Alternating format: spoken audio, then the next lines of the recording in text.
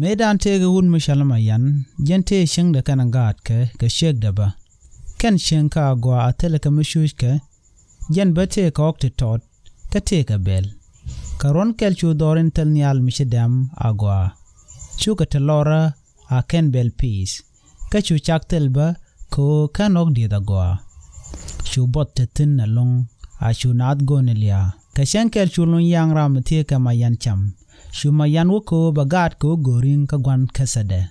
Shuma yan we gan mar. Babin gono gat ring mubaw cham aken.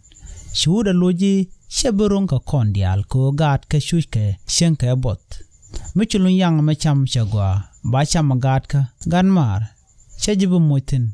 Shuma yan we gan mar bunong nu bugat ka luka bos. Kacha yandu chamulun.